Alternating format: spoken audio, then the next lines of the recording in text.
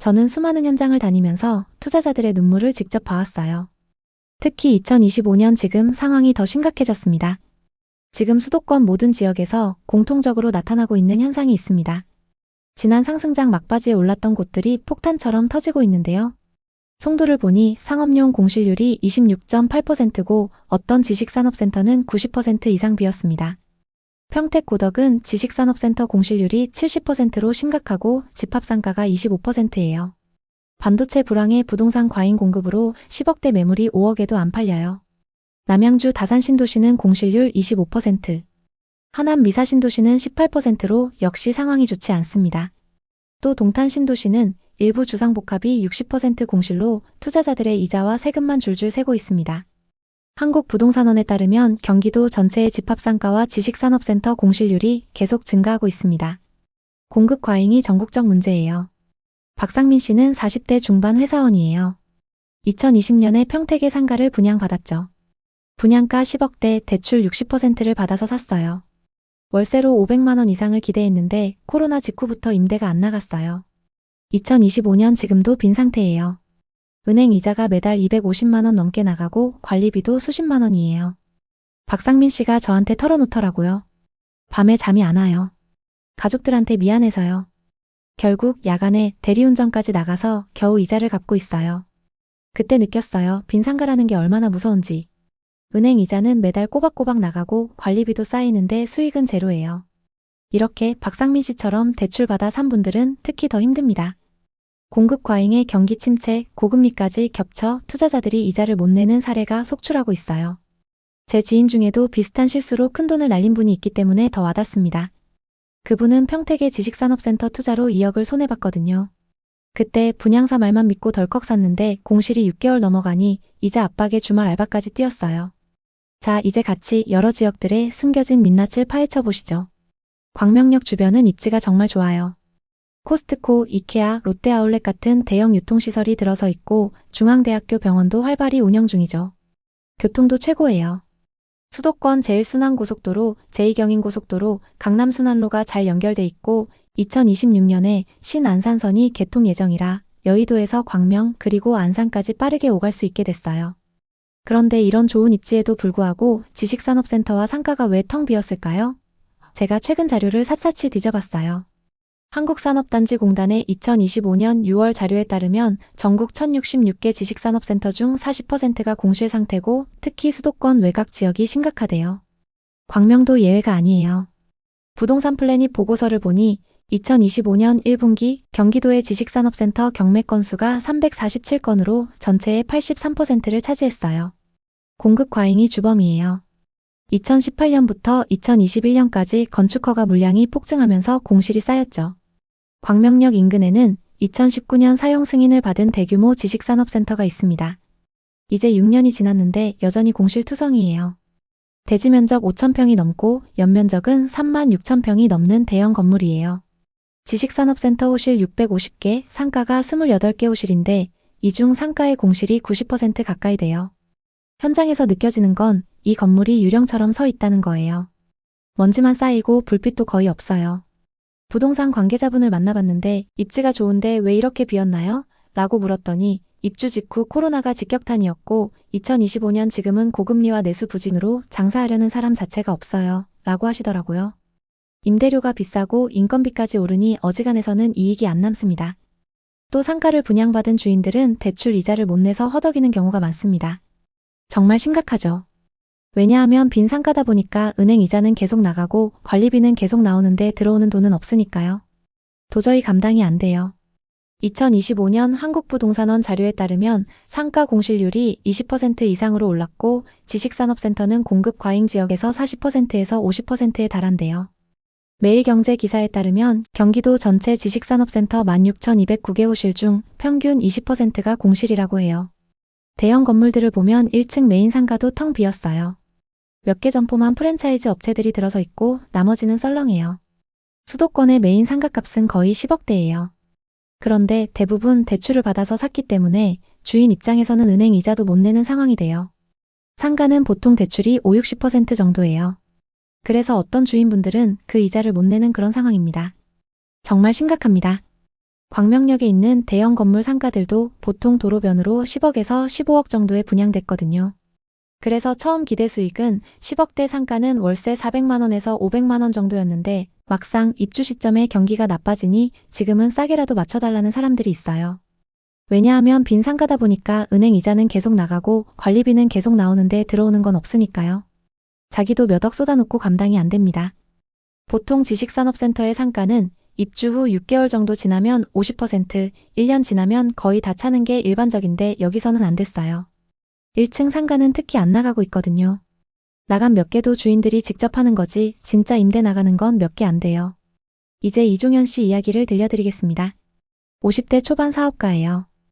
2021년에 하남 미사신도시의 상가를 2칸 분양받았어요. 한 칸은 본인 운영, 한 칸은 임대 주다가 팔아서 이익을 보려 했죠. 총 20억, 대출은 12억 받았어요. 준공 전까지 기대감에 부풀어 있었죠. 당시에는 상가 열기가 엄청났고 분양 족족 팔려나갔습니다. 그런데 준공이 완료되고 막상 입주 때가 되니 경기가 급격히 나빠졌어요. 원하던 금액보다 저렴하게 내놔도 아무도 들어오지 않았죠. 2025년 지금 마이너스 프리미엄 상태예요. 팔아도 수억이나 손해예요. 최근 임대 한 칸이 겨우 나갔는데 월세 기대치의 80%도 안 됩니다. 이종현 씨는 압류 올까봐 잔금 치렀는데 빚만 늘었어요. 앞으로 어떻게 해야 할지 모르겠네요 라고 하셨어요. 종현 씨 말고도 이런 분들 정말 많습니다. 2025년 대한건설협회 조사를 보니 2022년부터 2024년까지 공급된 지식산업센터 65개 사업장 평균 미분양률이 37%예요. 거래 절벽에 경매 폭탄까지 터지고 있습니다. 왜 이렇게 됐을까요? 첫째, 공급 과잉이에요. 2018년부터 2021년까지 공급 폭증으로 2025년 공실률이 급증했습니다. 둘째, 경기 침체예요. 코로나 후유증과 고금리, 내수 부진이 겹쳤어요. 셋째, 수요 예측 실패예요. 인구가 늘지 않는 지역에 과도한 공급이 이어졌죠. 주변 아파트마다 상가가 있어서 소비자들이 멀리 갈 필요 없습니다. 게다가 2022년 이후 온라인 비중이 급격히 늘어나면서 오프라인 상가가 타격을 받았습니다. 수도권 모든 지역에서 공통으로 나타나고 있습니다. 송도를 보니 상업용 공실률이 26.8%고 어떤 지식산업센터는 90% 이상 비었습니다. 인천 전체 소규모 상가 공실률이 20%로 2배 증가했는데 그중 송도가 상당 부분을 차지하고 있습니다. 평택 고덕은 지식산업센터 공실률이 70%로 심각하고 집합상가가 25%예요. 반도체 불황에 과잉 공급으로 10억대 상가가 5억에도 안 팔려요. 남양주 다산신도시는 공실률 25%, 하남 미사신도시는 18%로 상황이 좋지 않습니다. 또 동탄신도시는 일부 상가가 60% 공실로 투자자들의 이자와 세금만 줄줄 새고 있습니다. 한국부동산원에 따르면 경기도 전체 집합상가와 지식산업센터 공실률이 계속 증가하고 있습니다. 공급 과잉이 전국적 문제예요. 비수도권은 상황이 더 안 좋습니다. 고분양가, 고임대료, 고관리비가 발목을 잡고 있죠. 개발사들은 상가에서 이익을 뽑으려고 무조건 지었고 부동산 분위기가 좋았을 당시 너도 나도 분양을 받았습니다. 하지만 시간이 지나 준공이 완료된 후에 여러 가지 좋지 않은 상황이 겹치면서 임차인이 구해지지 않고 있습니다. 대출을 받아 산 분들이 이자를 못 내고 애타는 상황이에요. 상황이 너무 어렵다 보니 일부 투자자들은 극단적 선택을 고려할 정도입니다.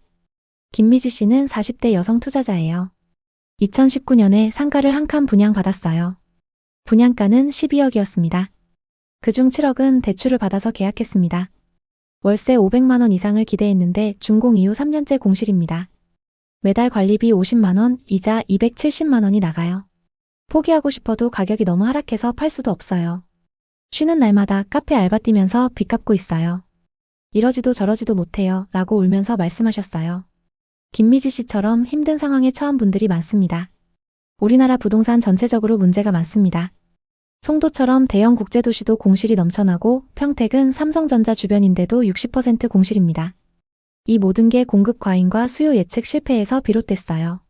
지식산업센터나 아파트나 모든 건물의 상가를 무조건 짓잖아요. 개발사 입장에서는 상가에 이익분이 많이 들어가 있어요. 그래서 상가를 많이 지어서 분양만 잘 되면 떼돈 버는 거니까 계속 짓죠. 분양은 어떻게든 다 합니다. 거의 다 팔려요. 그런데 임차인은 들어오지 않고 있습니다. 내 돈을 다 주고 사는 상가라면 내 돈 묶였다 생각하면 되는데 대다수가 대출받아 사셨거든요. 그래서 은행 이자도 못 내면서 임차인도 못 구하고 계속 애가 타는 상황이 생깁니다. 이게 지금 우리나라 부동산 전반적인 문제라고 볼 수 있겠죠. 그래서 상가나 지식산업센터 비율을 이제 좀 줄여야 됩니다. 그리고 대출 비율도 적정 수준으로 줄여나가야 합니다. 개발사들은 상가나 공장형 지식산업센터에서 이익을 많이 뽑으려고 노력하죠. 하지만 요즘 강남대로라고 해도 상가는 분양이 잘 안 됩니다. 개발사들이 다 끌어안고 있는 거예요. 그러다 보니까 또 어떤 개발사는 상가를 뺀 그 위에 주거용이나 업무시설 가지고 본전 이상을 다 뽑습니다. 개발사들 입장에서는 너무 쉽게 개발이 되고 있고 허가도 잘 받을 수 있습니다. 여러 가지 병폐들이 부동산에 다 몰려 있다고 보시면 됩니다. 제 지인분 이야기를 하나 더 할게요. 2020년에 동탄 상가 2칸을 분양받았었는데 한 칸은 가져갈 생각, 한 칸은 피 받고 넘길 생각이었어요. 하지만 막상 준공 완료됐을 때 분위기가 안 좋으니까 고민하다가 둘 다 잔금을 포기했어요. 시행사의 경우는 이미 완판했지만 잔금이 안 들어오면 끝입니다. 계약금 10%만 받는 케이스가 되는데 어떻게 보면 그것도 이득이라고 할 수 있겠지만 그렇지 않습니다. 한 칸이 5억씩 했어요. 여기서 수분양자가 계약금을 포기하면 나머지 돈들이 안 들어오는 상태가 되는 겁니다. 지금 상가 한 칸을 팔려고 하면 수억씩 낮은 가격에도 안 산다는 거예요. 그래서 시행사도 몇백억씩 손해보는 경우가 늘어나고 있습니다. 여러분, 부동산 정말 어렵죠? 공급 과잉의 공실지옥, 이제 용도 전환 논의까지 나오고 있어요. 2025년 매경 기사를 보니 해외처럼 상가를 주거용으로 바꾸면 미분양 해소가 될 수 있대요. 하지만 정책이나 개발사들이 안 따라주고 있습니다. 개발사들은 상가 비율을 대폭 줄여야 합니다. 공장처럼 찍어내서 이익만 뽑는 이런 식의 개발은 없어져야 합니다. 요즘 장사 정말 힘들어요. 우리나라 소상공인분들 정말 고생이 많습니다. 게다가 상가를 덜컥 분양받은 분들은 속이 타들어가고 있죠. 광명, 광교, 동탄, 다산, 하남, 평택 등 여러 지역에서 비슷한 현상이 나타나고 있습니다. 여러분은 상업시설이나 지식산업센터 등을 분양받거나 임차해서 장사하시려면 꼭 발품을 파세요. 한 번이 아니라 여러 차례 방문해서 직접 체크하세요. 프랜차이즈 담당자나 부동산 중개업소 말만 믿고 투자하면 안 됩니다. 여러분 자산을 지키는 건 본인 몫이에요. 꼭 명심하세요. 앞으로도 영상을 통해 부동산 투자 실패 안 하는 방법을 계속 공유드리겠습니다. 오늘 이야기 어떠셨나요? 혹시 이와 비슷한 부동산 고민이나 경험이 있으신가요? 여러분의 이야기가 있다면 자유롭게 공유해주세요. 당신의 경험이 누군가에게 큰 힘이 될 수 있습니다. 오늘의 이야기에 공감하셨다면 구독과 좋아요를 눌러주세요. 오늘도 시청해주셔서 감사합니다. 다음 편엔 더 좋은 내용으로 찾아뵙겠습니다. 2021년 이수진 씨는 부동산 시장이 계속 오를 거라는 기대감에 경기 하남 미사신도시의 아파트를 노렸어요. 전세 끼고 갭투자로 매수했죠. 매매가 12억에 전세는 7억, 현금 5억을 들였습니다. 전세 레버리지로 대박 날 거야 라는 주변 조언에 홀려서 계약했어요. 하지만 규제 후 수요자들은 사라지고 전세 시세도 떨어졌어요. 만기 시점에 역전세로 보증금을 얼마나 돌려줘야 할까 걱정입니다. 이수진 씨처럼 상승 기대감에 갭투자로 뛰어든 사람들이 많았는데 거래가 안 돼서 현금화조차 못하고 빚만 쌓이는 경우가 허다합니다.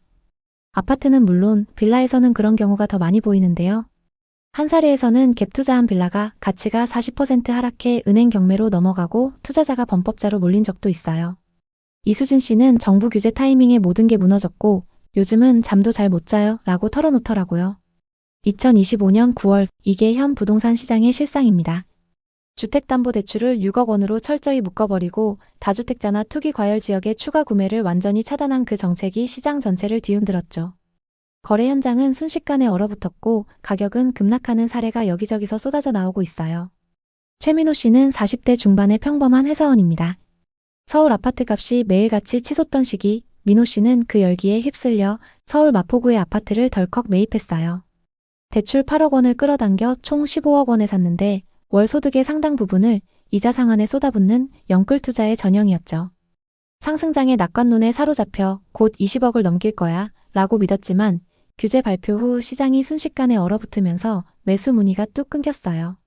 게다가 전세 규제까지 겹치면서 전세입자를 구하려 해도 쉽지 않습니다. 상승장에서 비슷한 영끌 투자자들이 많았는데 특히 상업용 꼬마 빌딩에 뛰어든 사례를 보면 공실률이 급증하면서 임대 수익이 반토막난 경우가 속출했어요. 한 투자자는 빌딩을 산 지 1년 만에 상권 변화로 임차인이 빠져나가 30% 이상의 손실을 입고 현재까지도 공실을 채우기 위해 노력하고 있습니다. 최민호 씨의 경우도 마찬가지로 무리한 레버리지로 인해 규제 한 방에 무너진 거예요. 아내와의 다툼이 매일같이 이어지면서 이혼 위기에 처했고 아이들과의 관계도 나빠졌어요. 스트레스로 최민호 씨 본인도 불면증과 우울증을 앓아 병원에 다니게 됐고 회사에서조차 집중력이 떨어져 승진 기회를 놓쳤죠. 최근 뉴스 기사를 보니 영끌 투자 실패로 가족 갈등이 극에 달해 자녀가 학교를 포기하거나 부부가 헤어지는 경우가 급격히 늘고 있다고 해요. 최민호 씨는 정부 정책 때문에 인생이 산산조각 났어요. 팔아도 대손실이고 안 팔아도 빚더미에 짓눌려 숨쉬기 힘들어요. 라며 한숨을 쉬더라고요. 이 대출 규제가 왜 이렇게 치명적이었는지부터 천천히 짚어볼게요. 이번 규제는 수도권과 규제 지역에서 주택담보대출을 6억으로 딱 고정하고 1주택자라도 기존 집을 처분하지 않으면 새 대출은 꿈도 못 꾸게 만들었어요. 다주택자라면 말할 것도 없죠. 완전 셧다운 상태예요. 이건 가계부채를 옥죄기 위한 강력한 조치였고 시장은 순식간에 멈춰버렸습니다. 서울의 상징적인 대단지 헬리오시티를 떠올려 보세요. 전용 84타입이 규제 발표 직전인 6월 25일 27억 2천만 원에 거래되며 사상 최고가를 새로 썼어요. 발표 이틀 전의 거래였죠. 발표 바로 다음 날인 28일에도 27억 500만 원의 거래가 성사됐지만 불과 10일 만에 같은 평형 23층이 22억 원으로 떨어졌어요. 직전 대비 5억 원 가까이 무려 20%나 추락한 거예요. 강동구나 송파구 다른 대형 아파트들도 호가가 2, 3억씩 내려앉은 매물이 쏟아지고 있죠. 대출 6억 상한선이 시장의 숨통을 제대로 옥죄고 있는 겁니다. 이번 규제로 충격이 가장 큰 곳은 신축 아파트의 전세 시장이에요. 소유권 이전 조건부 전세 대출을 아예 금지해버렸잖아요. 그래서 입주를 코앞에 둔 새집의 주인들이 임차인을 구하지 못해 허덕이고 있어요. 전세 가격이 슬며시 내려앉고 월세로 전환된 매물이 눈에 띄게 늘었어요. 반포 메이플자이를 예로 들어볼게요. 전용 84타입 전세가 11억 원에서 17억 원까지 넓게 포진돼 있는데 이제 현금으로 이 보증금을 감당할 임차인을 찾는 게 하늘의 별 따기예요. 총 3,300세대 중 전세 매물이 1,500개 정도 그리고 월세가 1,700개 정도입니다. 규제 발표 이후 500개 이상이 월세로 돌아선 거예요. 매물 설명에 보증금 조정 가능, 장기 임대 환영 이런 문구가 붙어 있지만 솔직히 장기 임대는 지켜지기 어려워 보이죠. 최근 전국 임대차 계약 중 월세 비중이 52%를 넘었고 서울은 65%까지 치솟았어요. 전세 사기 후유증과 대출 축소가 월세 전환을 부채질한 거예요. 정부 발표 후 서울 아파트의 평균 보증금이 5억 2,700만 원으로 직전 달 9억 7천만 원에서 4억 4천만 원이나 쪼그라들었어요. 대출이 막히니 전세가가 즉시 반응한 거죠. 월세가 그만큼 올랐지만 전세 상승 모멘텀은 이제 꺾인 상태예요. 최근 정부의 규제는 여러 가지 제한 사항을 두며 전세 대출을 전면 금지시켰는데요. 이로 인해 임차인이 대출을 받아 전세금을 주고 그 돈으로 집주인이 잔금을 치르는 갭투자 방식이 완전히 막혔습니다. 규제가 시작되면서 집주인들은 임차인을 구하지 못하고 있어요. 특히 신축 분양 아파트 집주인들 대부분이 그런 상황입니다. 제가 현장에서 만난 한 집주인은 이렇게 말하더군요. 전세 임차인만 구하면 잔금을 메울 수 있었는데 이제 그게 안 된다네요. 제2금융권에서 고금리 대출을 알아보고 있어요. 그렇게 되면 이자만 매달 수백만 원이 나가요. 투자라고 했는데 빚만 쌓이는 기분이에요. 수많은 가족들의 생계를 위협하는 상황입니다. 이영진 씨는 40대 초반 사업가입니다. 2022년 말 서울의 1,800세대 규모 신축 아파트를 분양받았어요. 전용 84타입 분양가 16억. 이영진 씨는 분양권 투자로 시세 차익을 노리겠다는 생각이었어요. 전세 임차인을 구해서 전세금으로 중도금 대출과 잔금을 메우고 계약금과 일부 돈만 가지고 신축 아파트를 소유할 생각이었죠. 사업을 하면서 분양권 투자로 은퇴 자금을 모을 수 있을 거라 믿었어요. 친구들과 가족들에게도 분양권 당첨 소식을 자랑했죠. 하지만 대출 규제가 터지면서 모든 게 무너졌어요. 소유권 이전 조건부 전세 대출이 금지되자 임차인에게 전세 주면서 새 집을 소유하는 게 불가능해졌습니다. 임차인들 중 현금 부자는 없고 대부분 대출에 의존하는 사람들인데 이제 대출이 불가능하기 때문에 다들 발길을 돌렸죠. 이영진 씨는 결국 담보대출로 해결해보려고 했지만 그마저도 한도가 막혀서 불가능했습니다.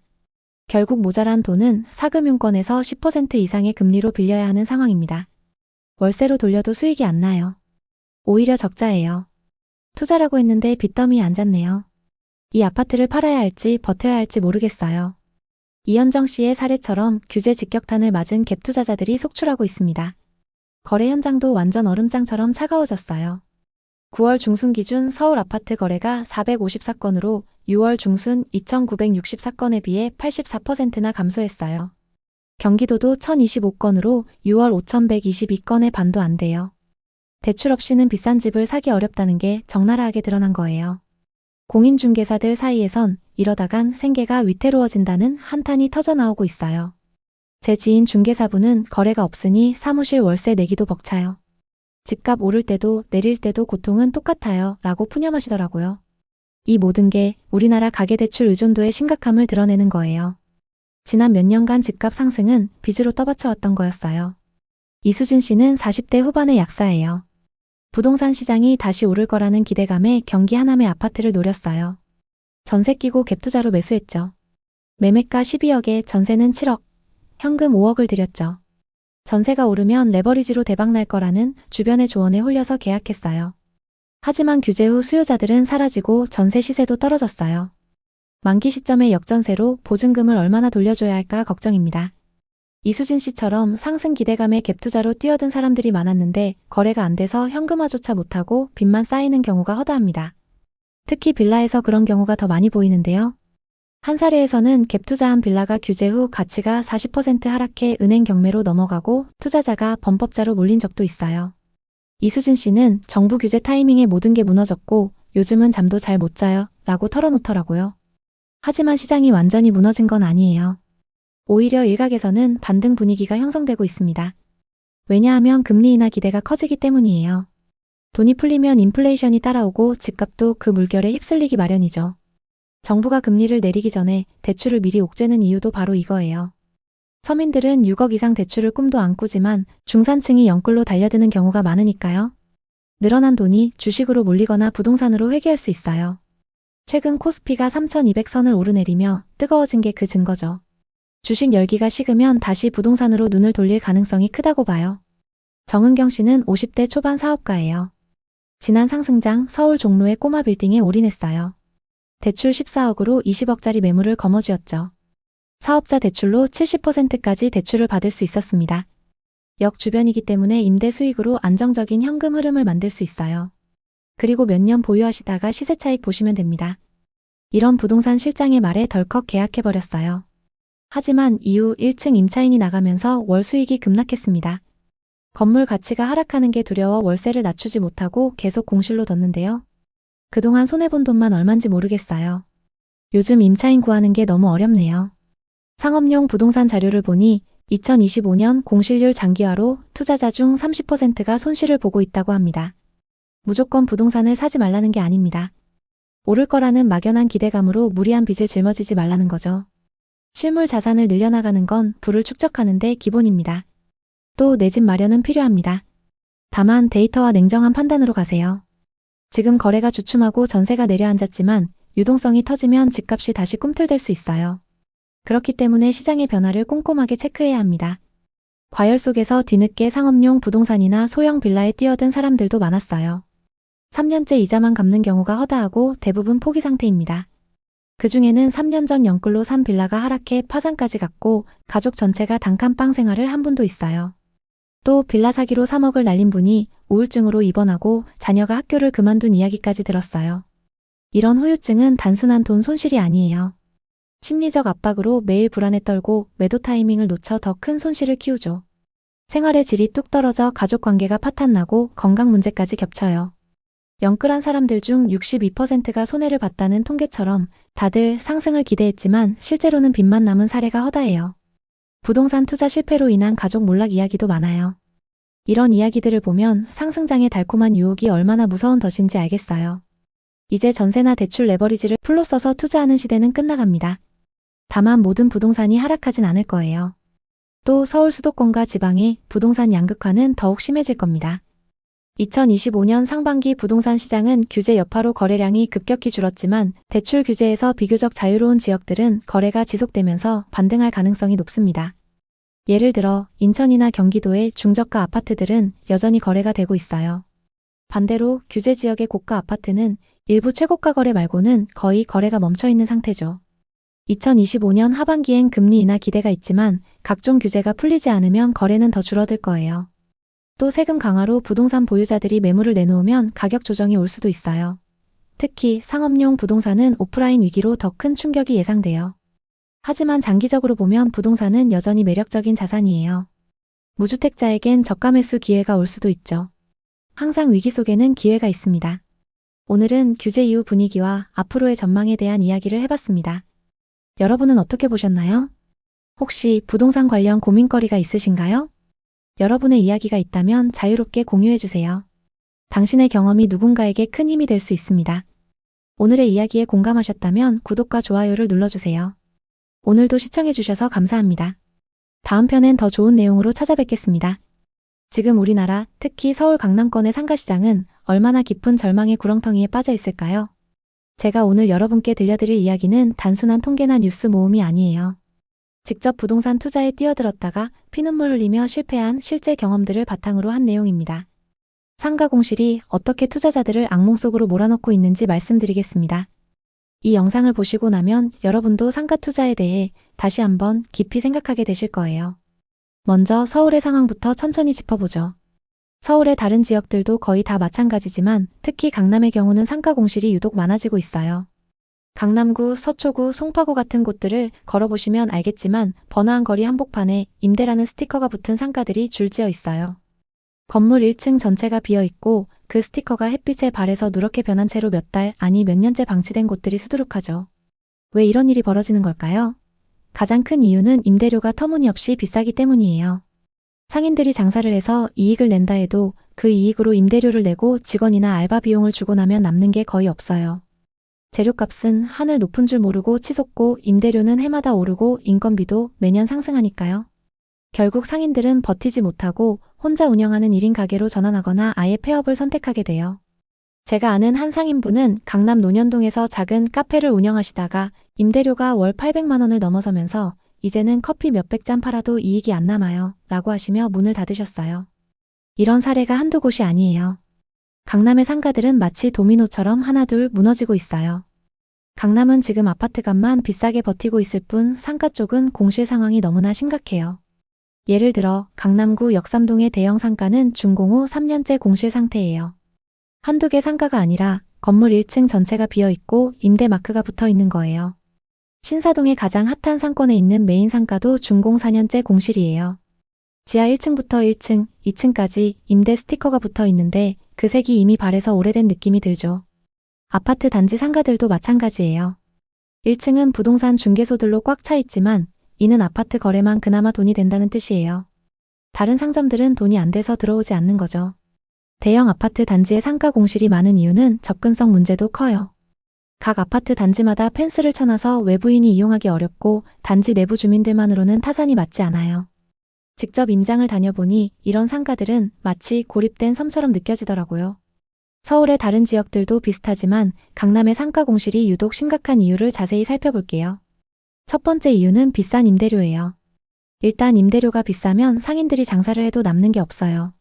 재료값이 치솟고 임대료와 인건비가 오르니 1인 가게나 폐업이 늘어나는 거죠. 생각해보세요. 서울 인구가 1000만 명 아래로 떨어진 지 오래됐고 출산율은 0.6명대예요. 상가 공급은 많아지는데 경쟁력을 갖추려면 임대료가 내려가야 하는 게 경제의 기본 원리잖아요. 그런데 건물주들은 내 건물은 특별해 하면서 임대료를 올리니 공실이 생길 수밖에 없어요. 이게 경제 논리를 무시한 결과예요. 임대료 상승의 원인은 건물의 수익률 때문이기도 하고 신규 건물 분양가가 너무 비싸기 때문이에요. 땅값이 비싸서 상가 분양가는 평당 1억 2억은 기본이에요. 15평 상가를 하나 분양받으려면 20억 이상 들어가요. 이걸 현금으로 사는 사람은 거의 없고 70-80% 대출받아서 사죠. 그러면 은행 이자만 엄청나요. 이자를 커버하려면 임대료를 비싸게 책정할 수밖에 없어요. 20평대 김밥집이라도 1층은 월 임대료가 7-800만 원이에요. 그래서 강남에 김밥집이 사라지고 카페나 빵집이 들어오는데 그마저도 좁아서 손님들이 안 가요. 이게 악순환의 고리예요. 전체 상가의 영업 패러다임이 바뀌고 있어요. 김민준 씨도 2018년쯤 부동산 투자에 처음 뛰어들었어요. 주변에서 강남 상가를 사면 평생 먹고 산다는 소리가 들려오니까 탐욕에 눈이 멀었죠. 본인 돈 5억에 대출 10억을 끌어 강남 역삼동에 20평 상가를 샀어요. 분양가는 15억이었어요. 위치가 핫플레이스라 대박이라고 생각했어요. 이자만 매달 300만 원 이상 나가는데 임대료로 커버될 거라 믿었어요. 처음엔 카페 임차인이 들어와 월세 500만 원을 받았어요. 그런데 코로나가 터지면서 유동 인구가 뚝 떨어졌어요. 임차인이 임대료를 밀리다 결국 나가버렸어요. 2년 공실 동안 이자만 거의 1억, 관리비와 세금을 합쳐 엄청난 손실이 났죠. 밤에 잠 못 이루고 가족한테 미안했어요. 결국 매매로 내놨는데 제값을 받기도 힘들어요. 이 실패가 민준 씨 인생의 전환점이 됐어요. 이제 강남 상가 공실의 두 번째 이유, 소비 위축을 자세히 풀어보겠습니다. 우선 주거비용 증가의 영향이 매우 큽니다. 아파트 대출과 월세, 자녀 학원비, 생활비가 소득 증가를 앞지르니 지갑이 다치게 됩니다. 부동산 자산가들은 근로소득 외에도 자산소득이 있지만 그렇지 않은 사람들은 주거비용조차 부담됩니다. 그러다 보니 점점 고가의 지출부터 줄이게 되는 거죠. 하다못해 회식 장소와 모임 장소도 고급 레스토랑, 스크린 골프장에서 좀 더 저렴한 곳으로 바뀌고 있죠. 또 쇼핑과 외식도 자연스럽게 줄었습니다. 이 때문에 상가들이 점점 문을 닫게 되는 겁니다. 세 번째 이유는 오프라인에서 온라인으로의 완벽한 전환이에요. 쿠팡, 컬리, 테무 이용자가 많아 오프라인 상가의 필요성이 줄어들었어요. 장사하는 사람들조차 온라인으로 사업을 전환하다 보니 자연스럽게 상가 공실이 많아지게 된 거죠. 고금리 시대의 건물주들은 이자 부담으로 버티기 힘들어지고 있습니다. 금수저나 다이아 수저가 아닌 이상 대부분 건물을 살 때 대출을 받아서 사기 때문에 점점 더 어려운 상황입니다. 최근 들어 강남 상가 공실이 폭증하고 있습니다. 충격적인 거래도 있는데요. 강남 신사동의 한 신축 건물이 준공 후 공실로 방치되다가 공매로 넘어갔는데 무려 20억 손해를 보고 거래됐어요. 이 건물은 원래 핫플레이스로 기대됐지만 임대료가 비싸서 임차인이 없었어요. 공실률이 20%를 넘은 강남 전체에서 이런 사례가 쏟아지죠. 가로수길은 공실률 40%, 청담동 17%로 상권이 몰락하고 있어요. 강남역 인근 상가도 공실 폭탄인데 임대료는 평당 수십만 원을 고집하면서 안 내린다며 버티다가 파산하는 거예요. 노년역 주변의 상가들은 공실률 21%, 압구정은 12%예요. 이영미 씨는 2020년에 송파구 상가를 샀어요. 30평, 분양가 20억, 대출이 12억이었죠. 당시에는 그 정도 대출은 쉽게 받을 수 있었어요. 그리고 그마저도 서로 사려고 했죠. 처음엔 카페가 들어와 월세 800만 원을 받았어요. 그런데 금리 인상으로 매출이 반토막 나면서 임차인이 버티기 어려워졌죠. 그 이후 공실로 유지된 지 2년 반. 이자만 1억 5천만 원 날렸어요. 주변 상가들도 비슷해서 서로 렌트프리를 주면서 경쟁은 더 치열해졌죠. 결국 손해를 보면서 팔기로 결심했지만 요즘 상가의 거래가 뜸하다 보니 문의조차 없는 상황입니다. 앞으로 상업시설의 전망을 해보자면 일단은 미래가 어둡습니다. 이런 상황이 지속되면 상가는 영원히 빈 공간이 될 수 있어요.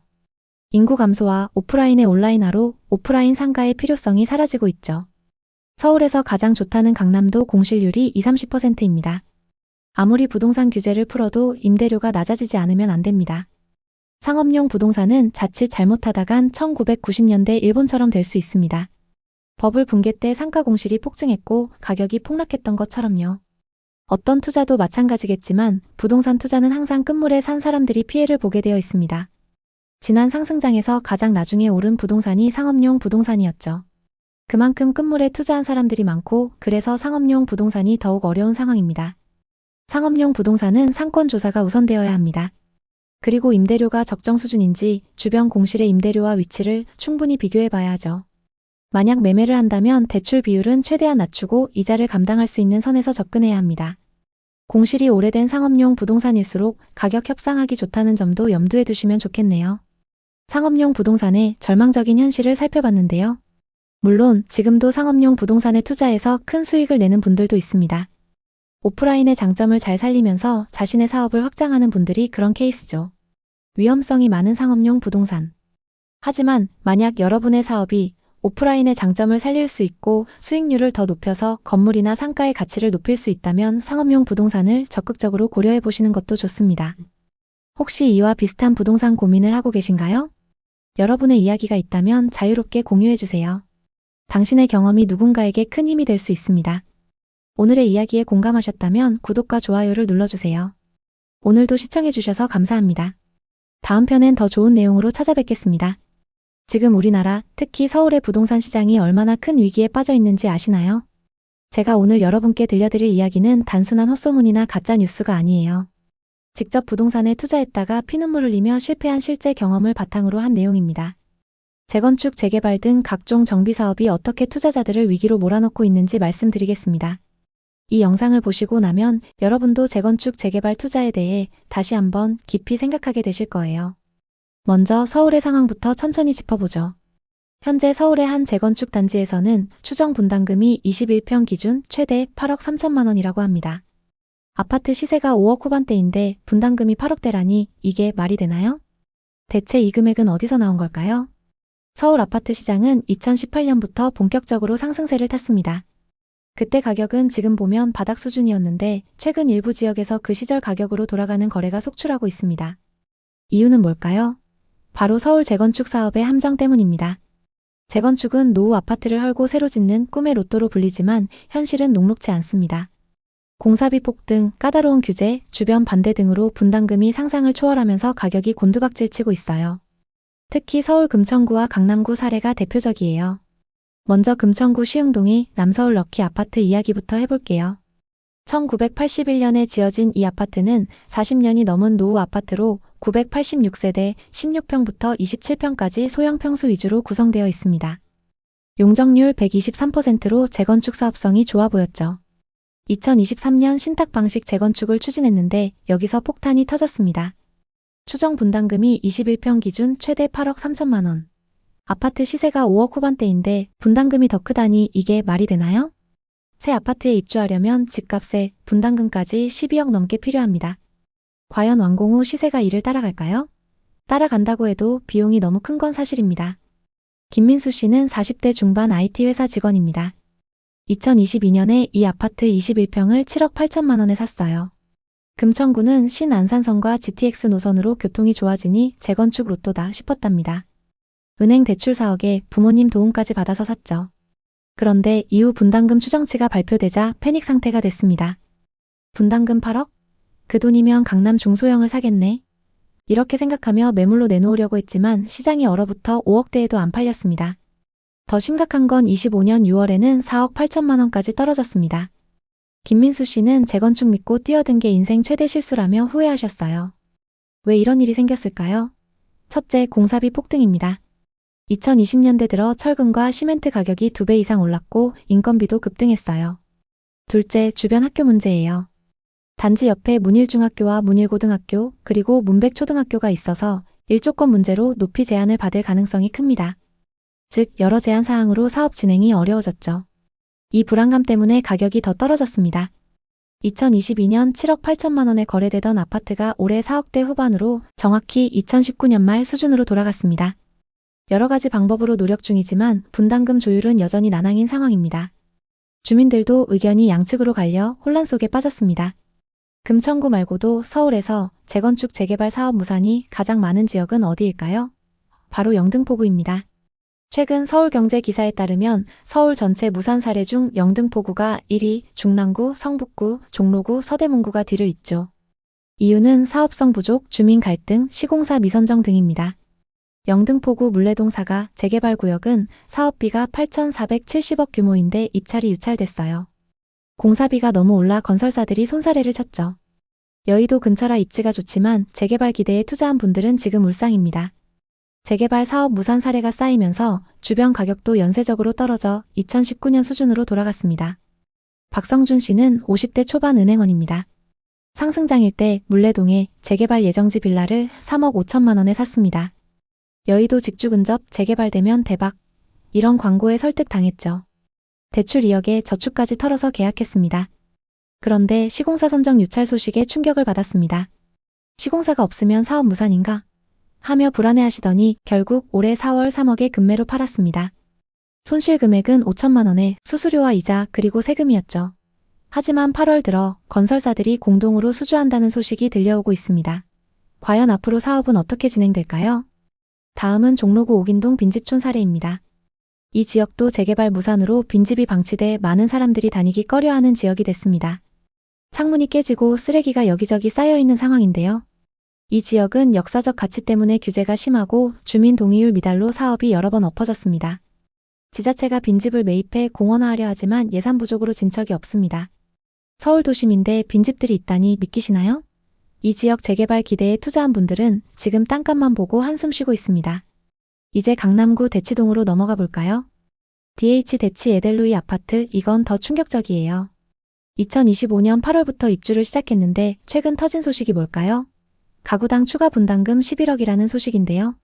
다 지어놓고 이제 와서 11억 더 내라니 누가 감당할 수 있을까요? 이 단지는 청약 경쟁률 1025대 1로 인기 폭발이었어요. 현대건설이 시공한 고급 재건축 단지죠. 그런데 공사비 미수금 때문에 이런 사태가 벌어졌습니다. 잔금도 다 못 받고 준공 허가를 내줬어요. 어떻게 이런 일이 있을 수가 있죠? 조합은 PF 대출 상환을 위해 2,300억 규모의 자금 확보를 추진 중인데 아파트 전체를 담보로 걸어야 해요. 모든 대출을 조합이 떠안는 꼴이죠. 이영희 씨는 50대 초반 주부입니다. 강남 대치동 재건축 로또라며 기대했죠. 그런데 추가 분담금 11억 소식에 쓰러질 뻔했대요. 이 돈 어디서 구해? 집 팔아야 하나? 하며 불면의 밤을 보냈죠. 이영희 씨는 재건축이 로또라더니 빚더미 로또였어 라며 한숨을 쉬셨어요. 왜 이런 일이 생겼냐면요. 농협중앙회에서 1,700억 PF 대출을 받았는데 현대건설이 연대보증을 섰어요. 건설사 보증 없으면 대출을 안 해주죠. 하지만 조합이 상환을 못하면 현대건설이 책임져야 해요. 조합은 상가 공간을 피트니스 센터로 변경하고 매각 및 회원권 분양으로 자금을 마련할 계획인데 쉽지 않은 상황입니다. 지금 현대건설과 조합 모두 발등에 불 떨어진 상황입니다. 입주민들은 입주하고 싶어도 돈이 없다며 항의 중입니다. 서대문구의 부가현 2구역도 빠질 수 없죠. 종교시설 반대로 갈등이 폭발했고 주민들은 성당 때문에 꿈이 날아갔다며 소송까지 했습니다. 부가현은 재개발 핫플이었는데 이런 사태라니 충격적이었는데요. 물론 시끄러운 일이 있던 이후 양측이 합의에 나서면서 재개발을 예정대로 추진한다고 합니다. 앞으로 사업이 어떻게 진행되는지 잘 지켜보면 좋을 것 같습니다. 용산구 한강맨션 아파트 사례도 빼놓을 수 없죠. 2003년부터 재건축을 추진했는데 2025년 상가 리스크로 문제가 생겼습니다. 물론 현재는 갈등을 마무리 짓고 성공적인 사업을 위한 드라이브를 걸고 있지만 역시 공사비가 만만치 않습니다. 성동구 성수동 재개발도 성공적인 사업 추진을 위해 달려가고 있지만 역시 빠른 진행이 안 되고 있는데요. 특히 1구역의 재개발은 금액이 2조 원에 달하는 최대 정비 사업지로 꼽히고 있습니다. 많은 자금이 들어가는 만큼 진행 속도가 더딘 상황입니다. 연내 시공사 선정을 목표로 진행하고 있다고 하니 지켜보면 좋을 것 같습니다. 서울의 여러 정비 사업지들을 살펴봤는데요. 일부 지역은 갈등을 해결하고 원만하게 진행되는 반면 어떤 지역은 여전히 문제가 많이 발생하고 있습니다. 이런 문제들이 발생하는 근본적인 원인은 무엇일까요? 첫째, 주민과 상가 반대. 둘째, 공사비 폭등으로 입찰 유찰. 셋째, 규제 강화와 법원 판결. 넷째, 동의율 미달 등 여러 가지 원인이 있습니다. 결과적으로 사업이 틀어지게 되면 투자자들만 큰 손실을 맞게 됩니다. 재건축 재개발 사업은 성공만 한다면 큰 수익을 볼 수 있습니다. 그렇기 때문에 그만큼 위험 요소도 많죠. 모든 부동산 투자가 그렇지만 정비 사업은 특히 더 정확한 정보를 기반으로 접근하셔야 합니다. 오늘 이야기 어떠셨나요? 혹시 이와 비슷한 부동산 고민이나 경험이 있으신가요? 여러분의 이야기가 있다면 자유롭게 공유해주세요. 당신의 경험이 누군가에게 큰 힘이 될 수 있습니다. 오늘의 이야기에 공감하셨다면 구독과 좋아요를 눌러주세요. 오늘도 시청해주셔서 감사합니다. 다음 편엔 더 좋은 내용으로 찾아뵙겠습니다. 부동산이라는 건 단순히 돈을 불리는 투자 수단이 아니라 우리 모두의 삶과 직결된 중요한 문제입니다. 여러분이 매일 출퇴근하며 사는 집, 아이들을 키우는 공간, 노후를 준비하는 기반이 바로 이 부동산이잖아요. 그런데 요즘 서울 집값, 특히 강남권 아파트값이 계속해서 치솟고 있는 상황을 보면서 많은 분들이 이게 정말 지속 가능한 상승인가 아니면 위험한 버블인가 라는 질문을 던지고 계신 것 같아요. 만약 이게 버블이라면 그 버블이 터지는 순간 평범한 서민들과 중산층이 가장 큰 피해를 입게 됩니다. 오늘 영상에서는 공식적인 통계 데이터를 바탕으로 집값 상황을 냉정하게 분석해 보겠습니다. 먼저 한국 서울 강남의 집값 현황부터 자세히 살펴보죠. 2025년 현재 서울 강남구 아파트의 평당 평균 가격이 이미 1억 원을 훌쩍 넘어섰다는 건 여러분도 뉴스를 통해 들어보셨을 거예요. 예를 들어 압구정 현대아파트나 반포 레미안 같은 고급 단지들은 평당 2억을 돌파한 사례가 속출하고 있습니다. 이를 30평 기준으로 환산해보면 30억 정도가 되는 셈이죠. 아니, 더 비싼 곳들은 50억을 넘기는 경우도 있습니다. 이게 단순한 가격 상승이라고 보기에는 너무 가파르지 않나요? 제가 생각하기에 이건 버블의 신호일 가능성이 큽니다. 왜냐하면 강남 지역은 더 이상 편안하게 살기 좋은 동네라는 본래의 목적에서 벗어나 소위 투기판으로 변질되고 있거든요. 2020년 이전에 강남 아파트를 산 분들은 주로 교육 환경이 좋고 문화시설이 많으며 교통이 편리하다는 점 때문에 선택하셨을 텐데요. 하지만 요즘 들어서는 대출을 최대한 끌어모아서 오르는 집값에 베팅하는 분들이 점점 늘어나고 있어요. 매일 뉴스에서 신고가 거래 소식이 쏟아지니 지금 사지 않으면 더 오를 텐데 라는 심리가 팽배해지는 거죠. 하지만 제가 여러 번 강조드렸듯이 수십억 원에 달하는 이런 고가 아파트를 과연 누가 계속해서 사줄 수 있을까요? 실제 구매 주체가 한정되어 있는데 가격만 계속 오르는 건 분명 이상한 현상입니다. 버블의 증거를 데이터로 하나씩 풀어서 보여드릴 테니 여러분도 스스로 판단해보세요. 여기서 중요한 지표 하나를 소개할게요. 바로 PIR 지수. 이건 집값을 연봉으로 나눠서 몇 년 동안 한 푼도 안 쓰고 모아야 그 집을 살 수 있는지를 계산하는 지표죠. PIR이 높을수록 버블 가능성이 크다는 뜻입니다. 서울 강남의 경우 주민들의 연평균 소득이 통계청 자료로 약 8,649만 원 정도 되는데 30평의 고가 아파트 가격이 30억이라고 치면 이걸 나누면 무려 35년이 걸려요. 아니 35년이라니. 돈 한 푼 안 쓰고 평생 저축해야 겨우 집 한 채를 마련할 수 있다는 거예요. 더 심각한 건 압구정동이나 반포 같은 초고가 아파트예요. 50억짜리 30평 아파트를 소득으로 나누면 60년이 걸립니다. 만약 연봉의 반만 쓰고 나머지 반을 저축한다고 가정해도 120년이에요. 몇 세대가 지나야 집을 사는 가격이라는 거죠. 이게 과연 정상적인 시장이라고 볼 수 있을까요? 버블이 아니라면 뭐라고 설명할 수 있나요? 실제로 2025년 통계에 따르면 서울의 PIR은 전 세계적으로도 높은 수준이고요. 한국은행 분석으로는 서울 아파트 PIR이 18.4배로 월급 한 푼도 안 쓰고 18년 이상 모아야 집을 산다는 결과가 나왔습니다. 게다가 2025년 1분기 수도권 PIR은 10.2로 여전히 높은 편이에요. 이 지표를 보면 서울 집값이 소득 수준에 비해 얼마나 과열되었는지 명확히 알 수 있죠. 여러분, 이 숫자들을 보시면서 내가 정말 이 집을 살 수 있을까? 하고 한번 생각해 보세요. 김민종 씨는 40대 중반의 자영업자로 아내와 두 아이를 둔 가장이었어요. 2021년쯤에 서울에 위치한 15억짜리 아파트를 샀습니다. 대출을 10억이나 받아서요. 왜 그랬냐면 그때 집값이 계속 오르는 추세였고 주변 지인들 중에서 부동산 투자로 큰돈을 번 사람들이 많았거든요. 유튜브나 온라인 커뮤니티에서도 레버리지 투자가 대세라고 떠들썩하니 김민종 씨도 지금 사면 더 오를 테고 나중에 팔아서 이익을 볼 수 있을 거야 라고 생각하며 덜컥 매수한 거예요. 처음에는 모든 게 순조로웠어요. 집값이 조금씩 오르면서 매달 이자 부담이 있지만 버틸만 했죠. 그런데 2023년 말부터 상황이 바뀌기 시작했어요. 정부의 부동산 규제가 강화되고 기준금리가 인상되면서 집값이 주춤하더니 20% 이상 떨어졌습니다. 김민종 씨의 아파트는 12억으로 가치가 하락했고 대출 이자도 감당하기 어려워졌습니다. 장사가 안 되면서 매출이 줄고 상가 월세를 내는데 급급했죠. 가족 생활비를 감당하기도 벅찬 상황에 이르렀고 아내와는 매일 다투게 됐습니다. 그때 왜 대출까지 받아서 무리했을까 가족을 생각했어야 했는데 하고 매일 후회하지만 이미 모든 게 늦어버렸죠. 이 사례처럼 심리에 휩쓸려 무리한 투자를 하면 개인의 삶뿐만 아니라 가족 전체가 무너질 수 있어요. 계속해서 소득 수준과 집값을 더 깊이 비교해보죠. 서울 강남 주민들의 연평균 소득이 8,649만 원이라는 건 통계청의 지역 근로소득 지표에서 나온 거예요. 그런데 이 소득으로 30억짜리 집을 사는 게 현실적으로 가능할까요? 게다가 2025년 데이터로 보면 서울 아파트 거래량은 점점 줄어들고 있는데 가격은 여전히 고공행진을 하고 있어요. 이게 진짜 수요에 의한 건지 아니면 투기성 심리에 의한 착시 현상인지 의심스러운 부분이 많죠.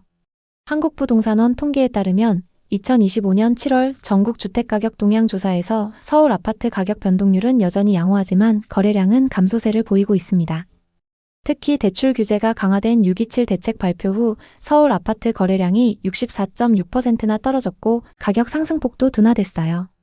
금리 인상과 규제로 인해 고가 아파트 거래가 절반 이하로 줄어든 상황인데 이게 버블의 전조가 아닌가 싶습니다. 거래가 줄면 가격이 안정되어야 정상인데 오히려 가격만 오르는 건 수요가 아닌 심리에 의존하고 있다는 증거예요. 이수진 씨는 30대 후반의 프리랜서 유튜버로 싱글 라이프를 즐기며 고소득을 올리고 있었어요. 2020년 서울 송파구에 16억짜리 아파트를 샀어요. 전세 임차인을 끼고 갭투자로 마련했죠. 계획은 이랬어요. 전세 시세가 오르면 전세금을 올려서 갭을 유지하고 나중에 팔아서 수익을 내자라고요. 주변 투자자들이 비슷한 투자로 돈을 번 걸 보고 자신도 따라한 거예요. 처음 1년은 아주 좋았어요. 전세 시세도 오르고 집값도 급격히 상승했으니까요. 하지만 2023년부터 시장이 흔들리기 시작했어요. 아파트 가격이 급락했고 주변에 신축 단지가 들어오면서 전세 시세도 떨어졌죠. 설상가상으로 임차인이 이사를 가겠다고 연락이 왔습니다. 이수진 씨는 새로운 임차인을 구해야 했죠. 2억을 갑자기 마련해야 하는 상황이었고 아무리 소득이 높아도 신용대출 없이는 불가능했습니다. 게다가 시세가 20%나 떨어져 아파트 가치도 추락했습니다. 갭투자는 리스크가 없다는 말을 믿고 덜컥 사버린 게 너무 후회됐죠. 왜 안정적으로 가지 않고 무리한 갭투자를 했을까? 더 안전한 투자 방식을 공부했어야 했는데 하고 후회하지만 이미 잃어버린 돈과 시간은 돌이킬 수 없죠. 이처럼 갭투자나 레버리지 투자 같은 고위험 전략이 실패하면 평생 후유증이 남아요. 버블의 더 확실한 증거로 서울의 부자 수를 비교해보죠. 여기서 부자는 부동산 자산을 빼고 현금성 자산으로 100만 달러, 우리 돈으로 약 13억 8천만 원 이상 보유한 사람들을 말해요. 2025년 기준으로 서울에 이런 사람들이 8만 2천 명 정도 된다고 해요. 한국 전체 100만장자가 130만 명으로 세계 10위지만 이 숫자가 비싼 집값을 지탱할 만큼 충분할까요? 이 부자 숫자로 보면 서울 집값이 이 정도로 비쌀 이유가 없어요. 파레토 법칙, 즉 상위 20%가 80%의 부를 소유한다는 원리를 적용해 산출한 데이터인데 복잡하지만 결론은 명확하죠. 서울 집값은 거품입니다. 왜 이런 버블이 생겼을까요? 첫째로 부동산 불패 신화가 여전히 강력해요. 특히 30, 40대는 과거 부동산 폭락을 경험하지 않아서 대출을 두려워하지 않습니다. 둘째로 정책 실패예요. 정부가 규제만 강화하고 공급을 늘리지 않아서요. 2025년에도 토지거래 허가제 확대와 대출 총량 관리로 거래가 얼어붙었어요. 미래는 어떨까요? 안타깝지만 집값은 이렇게 될 가능성이 큽니다. 버블이 슬슬 터지기 시작할 수 있어요. 그나마 주거용 부동산 중에서도 아파트 가격은 버텨주고 있습니다. 하지만 상업용 부동산은 이미 하락 중이고 비아파트 부동산 전반적으로 분위기가 좋지 않습니다. 버블이 언제 터질지 모르죠. 최근 뉴스를 보니 거래는 멈췄는데 가격은 오르고 공급 절벽이 우려되고 있어요. 전문가들은 내년 상반기 반등을 전망하지만 버블 붕괴 시나리오도 나오고 있습니다. 이는 일본 버블이나 미국 금융위기처럼 예고 없이 올 수 있어요. 2027년, 2029년 위기설도 있죠. 버블이 터지면 중산층과 서민층이 가장 크게 피해를 봅니다. 박준호 씨는 50대 초반의 자영업자로 베이커리 카페를 운영하며 안정적인 삶을 살고 있었어요. 2021년 초에 서울 마포구 아파트에 15억을 투자했어요. 금리 인상 전망에도 불구하고 서울은 불패야 라는 믿음으로 대출 10억을 끌었죠. 주변 상인들이 부동산으로 돈 번 걸 보고 따라한 거예요. 처음에는 카페 매출이 좋아서 이자 부담이 괜찮았지만 어느 순간부터 버티기 어려운 상황이 됐죠. 매달 상가 월세와 아파트 이자 상환 부담이 늘었고 카페 매출은 경제 둔화로 줄었습니다. 게다가 집값은 급격히 하락했습니다. 아파트를 팔까 고민했지만 손해가 3억이 넘어서 그러지도 못했죠. 지금은 빚 갚느라 카페 크기를 줄이고 일하는 직원도 줄였습니다. 왜 심리에 휩쓸렸을까? 좀 더 신중했어야 했는데 하고 후회하지만 늦었죠. 계속해서 더 자세히 분석해 보겠습니다.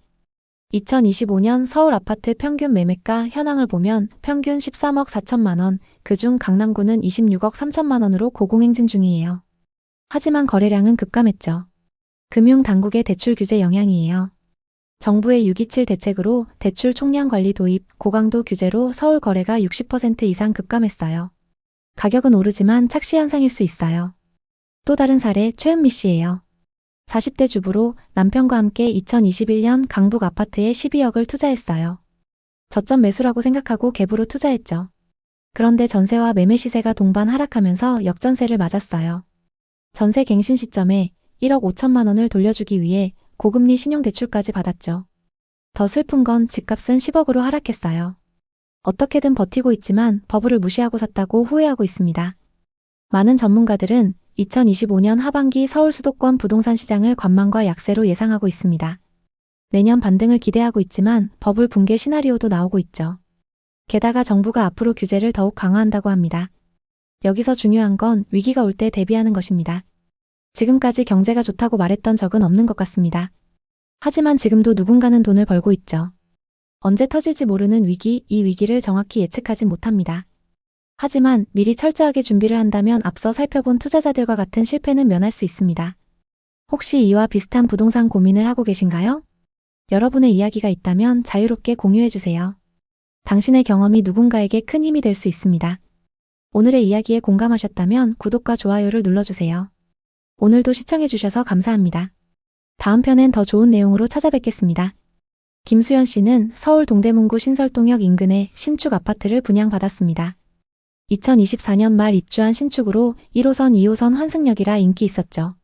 분양가가 전용 43타입 기준 8억 중반이었는데 지금 7억 중반대에 매물이 나오고 있습니다. 마이너스 프리미엄 9천만 원인 상황이죠. 김수연 씨는 서울 신축이니까 안전하다고 믿었는데 큰 실수였다고 말하더라고요. 이 단지는 최고 경쟁률 266대 1이었는데 지금 마피 1억가량 뚝 떨어졌습니다. 지금 서울의 다른 지역과 수도권 여러 지역에서 이런 현상이 줄줄이 나타나고 있습니다. 부동산 시장은 지금 정말 혹한기입니다. 요즘 새 아파트라고 해서 무조건 오를 거라 믿고 투자했다가 큰 코 다친 분들이 많습니다. 특히 수도권 신축 아파트에서 마이너스 프리미엄, 이른바 마피 매물이 쏟아지면서 투자자들의 한숨이 깊어지고 있죠. 먼저 박종현 씨의 이야기를 해보겠습니다. 박종현 씨는 2022년 말 인천 송도의 신축 분양 아파트를 계약했습니다. 그때 송도는 인천의 강남으로 불리며 바이오 클러스터, GTX 같은 개발 호재가 쏟아지던 곳이었죠. 박종현 씨는 새 아파트니까 입주 후 프리미엄이 붙어 오를 거야 이렇게 생각하고 힐스테이트 레이크 송도 4차 전용 84타입을 8억 9천만 원에 분양받았습니다. 어차피 계약금만 내면 됐기 때문에 문제 없다고 생각했죠. 심지어 청약 경쟁률이 높았으니까 로또 당첨이라고 믿었어요. 그런데 2025년 입주가 다가오니 호가 시세는 분양가보다 8천만 원가량 낮게 매물로 나오고 있습니다. 주변에 새 아파트 공급이 넘치고 대출 규제로 매수자가 사라진 탓이죠. 결국 박종현 씨는 손해를 보고 내놨습니다. 하지만 8천만 원 싸게 내놨는데도 연락조차 오지 않고 있습니다. 분양가 대비 얼마나 더 싸게 내놔야 계약될까요? 박종현 씨는 새 아파트라는 맹신 때문에 입지와 공급량을 제대로 분석하지 않았다고 후회하고 있습니다. 자, 이분은 왜 이렇게 됐을까요? 원인을 분석해보면 첫째는 공급 과잉입니다. 송도처럼 개발붐이 일던 지역은 2021년, 2022년 땅값이 폭등하면서 건설사들이 영끌로 땅을 사서 분양가를 높였습니다. 결과적으로 시작부터 거품이 끼었죠. 둘째, 정부의 627 대출 규제예요. 6억 이상 대출을 제한하니 영끌하던 매수세가 뚝 끊겼어요. 국토교통부 데이터로 2025년 8월 현재 수도권 아파트 거래량이 지난해 대비 60% 이상 줄었습니다. 서울은 78.2% 감소, 경기 64%, 인천 57%예요. 이 규제는 원래 고가 아파트 타깃이었는데 중위권까지 영향을 미쳐서 시장 전체가 소강 상태에 접어들었죠. 이해하기 힘든 부분인데 6억 대출이면 웬만한 수도권 아파트를 살 수 있음에도 매수가 끊겼다는 건 사람들이 더 큰 대출을 기대하며 영끌 모드로 살았다는 뜻입니다. 게다가 고금리로 대출 부담이 커지니 투자 심리가 얼어붙었습니다. 이런 원인들이 복합적으로 작용해서 새 아파트마저 마피가 붙는 상황입니다. 이제 박종현 씨 사례와 비슷한 인천 쪽으로 더 들어가 보겠습니다. 앞으로 소개할 사례들에는 인천뿐만 아니라 서울 수도권 사례들도 있으니 끝까지 시청해주세요. 또 다른 투자자 최민지 씨는 인천 서구 검단 지역의 오피스텔을 분양받았습니다. 2026년 입주 예정인 이 단지는 검단 신도시 개발과 지하철 연장 호재로 기대가 컸죠. 최민지 씨는 전용 84타입을 5억 4천만 원에 분양받았습니다. 새 집이라 프리미엄이 최소 2억은 붙을 거야 이렇게 생각했다고 합니다. 그런데 지금 거래 가격은 마이너스 프리미엄 3천만 원으로 떨어졌습니다. 분양가보다 수천만 원씩 낮은 마피 매물이 많이 쌓여 있죠. 그럼에도 거래조차 안 되고 있습니다. 최민지 씨는 개발 호재만 믿었는데 오피스텔을 계약한 게 실수였다고 하소연했습니다. 주변 입주 물량이 꽤 많고 요즘 오피스텔 거래가 잘 안 되고 있기 때문에 좀처럼 상승 기미가 안 보입니다. 여기서 잠깐 이 사례의 원인을 더 깊게 파헤쳐보죠.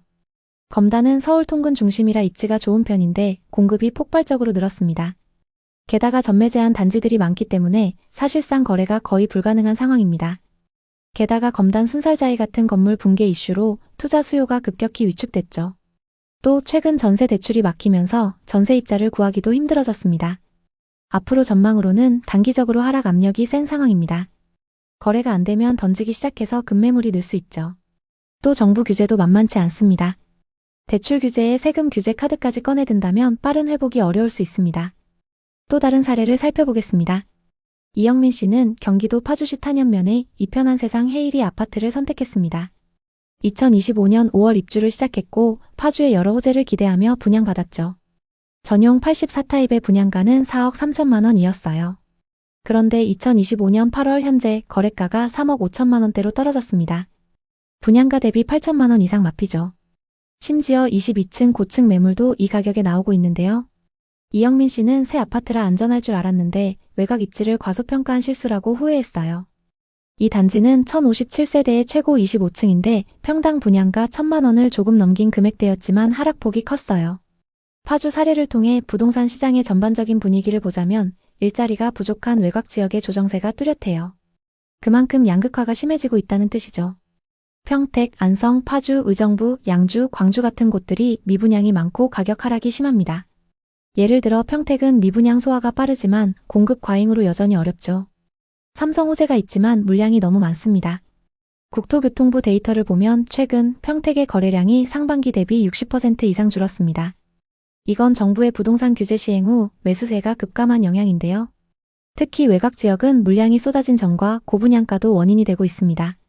게다가 인구 이동으로 지방과 외곽의 수요가 줄고 저성장 시대에 주택 수요 자체가 위축됐죠. 이런 곳들은 거래량이 계속 줄어들면 시세도 덩달아 급락할 수 있습니다.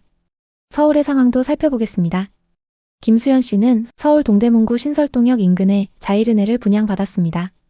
2024년 말 입주한 신축으로 1호선, 2호선 환승역세권이라 인기 있었죠. 총 143세대 규모예요. 분양가가 전용 43타입 기준 8억 중반이었는데 지금 7억 중반대의 매물이 나오고 있습니다. 마이너스 프리미엄 9천만 원인 상황이죠. 김수현 씨는 서울 신축이니까 안전하다고 믿었는데 큰 실수였다고 말하더라고요.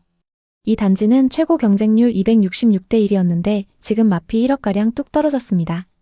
서울 사례를 분석해보면 대출 규제가 중위권 아파트에 직격탄을 줬다는 걸 알 수 있습니다. 매수세가 끊기니 가격이 떨어질 수밖에 없는 상황이죠. 특히 고분양가 논란이 있던 곳일수록 하락폭이 더 큽니다. 부동산 시장 전체로 보면 중위권이 안 팔리면 상급지로 갈아타기 어려워집니다. 기존 집을 판 돈에 대출을 끼워서 상급지로 가려는 심리가 강한데 이게 막혔습니다. 대출 규제 외에 다른 원인으로는 2021년, 2022년 분양붐 때 건설사가 비싸게 땅을 사서 전반적으로 분양가가 높아진 점을 들 수 있습니다. 다만 서울은 공급 절벽으로 장기적으로는 상승 가능성이 높습니다. 또 다른 서울 사례로 강북구 미아동 하나포레나 미아를 살펴보겠습니다. 박정희 씨는 이곳을 분양받아서 비슷한 실패를 겪었습니다. 이 단지는 2025년 11월 입주 예정으로 전용 80타입이 분양가 10억 2천만 원이었습니다. 그런데 최근 4천만 원 마피 매물이 등장했습니다. 총 497세대, 우이신설선 삼양사거리역 역세권인데 고분양가 논란이 있던 단지입니다. 이 사례에서 보듯 서울조차 안전하지 않은 상황입니다. 구로구 오류동, 천왕역, 모아엘가트 레뷰도 비슷합니다. 2025년 7월 입주를 시작한 단지로 전용 84타입이 분양가 10억 9천만 원이었습니다. 하지만 현재 시세는 10억 4천만 원 선으로 마피 5천만 원입니다. 7호선 천왕역 역세권인데 현재 대출 규제로 매수세가 급격히 줄었습니다. 심지어 전세도 안 나가는 상황입니다. 투자자분은 초역세권이라 믿었는데 시장 한파를 무시한 실수라고 하시더라고요. 인천 쪽의 추가 사례로 인천 작전동의 할라비발디를 보겠습니다. 2025년 10월 입주를 앞두고 분양권에 6천만 원의 마피가 붙었습니다. 인천은 연수구부터 계양구, 서구까지 전체적으로 미분양이 늘어나고 있고 거래도 줄면서 크게 타격받고 있습니다. 현재 전세입자를 구하기도 어렵고 담보대출의 한도도 줄어들면서 하락 사례가 늘고 있습니다. 경기도 북부 의정부나 파주, 양주도 마찬가지입니다. 신축 단지들에서 분양가 대비 수천만 원씩 하락한 매물들이 나오고 있습니다. 이 모든 사례의 공통점은 고분양가, 공급 과잉, 대출 규제, 일자리 부족입니다. 새 아파트라고 무조건 오르는 시대는 끝났습니다. 오히려 거품이 빠지면서 대표적인 하락 사례가 될 수 있죠. 정리하면 2021년, 2022년에 분양한 단지들이 입주 시기가 다가오면서 타격이 큰 상황입니다. 당시 건설사들이 땅을 비싸게 사기도 했고 분양가를 터무니없이 높게 책정한 것도 원인이 될 수 있습니다. 하지만 그렇게 높은 분양가에도 투자자 본인들이 선택했기 때문에 누굴 탓할 수도 없는 상황이죠. 앞으로는 지역별 양극화가 더욱 심화될 것으로 보입니다. 일자리가 부족하고 수요가 적은 곳들은 계속해서 하락할 가능성이 크고 서울 수도권 중에서도 입지가 좋은 곳들은 장기적으로는 상승할 것으로 보입니다. 다만 추가적인 부동산 규제에 따라 시기는 조정될 수 있다는 점 참고하시면 좋겠네요. 만약 여러분도 투자 계획이 있다면 무리한 대출은 피하시고 시장 흐름을 꼼꼼히 체크하시길 바랍니다. 혹시 부동산 투자로 성공하거나 실패했던 경험이 있다면 댓글로 공유해주세요. 여러분의 경험이 누군가에게 큰 힘이 될 수 있습니다. 오늘의 이야기에 공감하셨다면 구독과 좋아요를 눌러주세요. 오늘도 시청해주셔서 감사합니다. 다음 편엔 더 좋은 내용으로 찾아뵙겠습니다. 50대 여성조합원의 하소연부터 들려드리겠습니다. 저는 2014년에 땅 주인으로 조합 가입했어요. 오송이 KTX 역세권이고 바이오 클러스터로 뜬다고 해서 평생 모은 돈 2억 5천만 원을 투자했죠. 가족들 설득하느라 얼마나 애썼는지 몰라요. 남편은 너무 위험하다고 반대했지만 제가 이건 틀림없다고 우겼어요. 그런데 조합장 비리로 그 돈이 전부 날아갔다는 소식을 듣고 하늘이 무너졌어요. 제 전 재산을 투자했는데 이걸 전부 잃을까봐 밤마다 악몽을 꿔요. 왜 우리 같은 서민들만 피눈물 흘려야 하나요? 구속된 조합장 돈 어디 갔나요? 소송이라도 해야 하나요? 하시며 눈물 짓더라고요. 이분처럼 많은 조합원들이 심리적 고통을 겪고 있어요. 2025년 기사에 따르면 총 피해액은 200억 정도로 추정된다고 해요. 이게 개발 사업인가 사기판인가 싶어요. 이 하소연을 듣고 저도 가슴이 아팠어요. 이건 누구에게나 일어날 수 있는 일입니다. 지인분 중에는 10년 전 토지 개발 사업에 투자했다가 1억 5천만 원을 날린 분이 계세요. 돈은 돈대로 투자했는데 공사는 지연되고 결국 가치가 폭락해서 팔지도 못하고 있습니다. 그때의 그 안타까움이 오송조합원을 보면서 다시 떠오르더라고요. 오송 역세권은 단순한 개발 사업이 아니에요. 세종시와 충북의 핵심 교통요지, 미래 가치가 엄청난 땅이에요.